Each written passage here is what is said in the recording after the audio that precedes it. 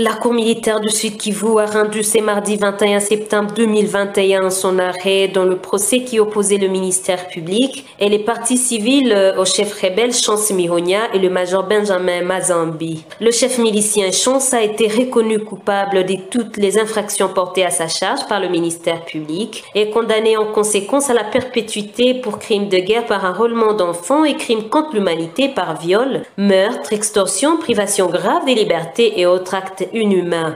Accusé des crimes de guerre et crimes contre l'humanité pour avoir fourni des munitions à ces groupes armés, le major Mazambi, officier des FARDC, a lui été acquitté par la justice militaire faute des preuves. En plus de la condamnation à perpétuité, Chance a été condamné au paiement des différentes amendes selon chaque infraction estimée à 50 000 $ américains. Mais toutes les amendes seront payées conjointement avec l'État congolais qui a été reconnu comme civilement responsable. En réaction à cette condamnation, la partie civile représentée par Maître David Bougamba Amani salue la décision de la justice militaire et parle d'un pas vers la fin de l'impunité des crimes commis dans le groupement de Katana où les chefs rebelles a sémé terreur pendant plusieurs années. Maître David Bougamba s'est dit confiant que les victimes des atrocités et des Chances devront bénéficier de réparations des préjudices subis conformément à la loi. Je dirais de satisfaction.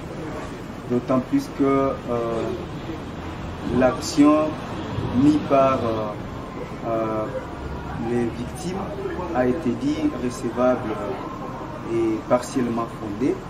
Et donc le juge y a accédé. Nous avons l'espoir qu'il y aura réparation des préjudices qui avait été causé à toutes les victimes.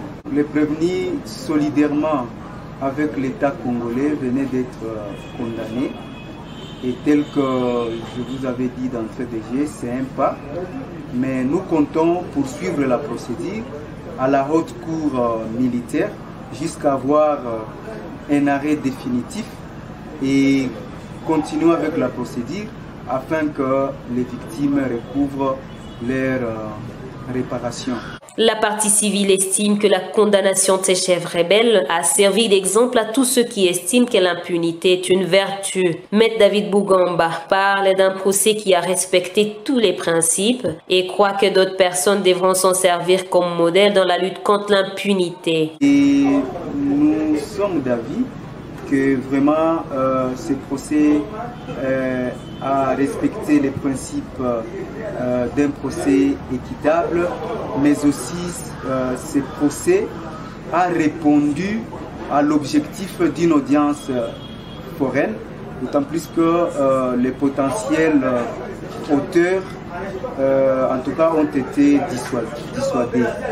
Et en cela, la population même avait assisté et la population était au courant qu'il y a la lutte contre l'impunité en marche.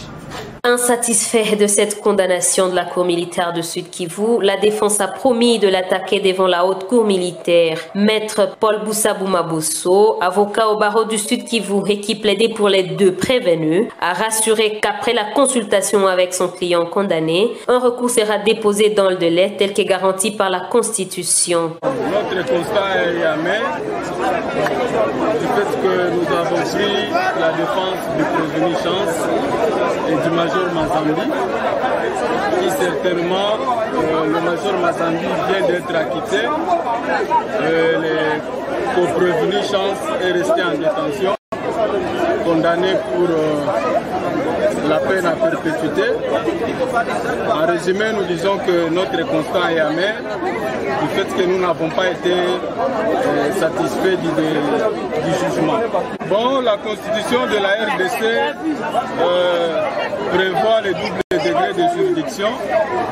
Lorsqu'un condamné n'a pas été satisfait, il a le droit du recours qui certainement, selon les juridictions militaires, prévu de 5 jours. Donc dans les 5 jours qui suivent à partir de la décision qui vient d'être prononcée aujourd'hui, le prévenu a droit à son recours que nous allons faire formaliser dans les 2 jours qui suivent. Signalant que ce procès en audience foraine qui a démarré le 13 septembre dernier à Katana, sur les lieux où le chef milicien Chance a commis ses crimes les 3 dernières années, a bénéficié de l'appui financier et technique de la Task Force Justice Internationale, à laquelle appartiennent notamment les BCNUDH et Trial International.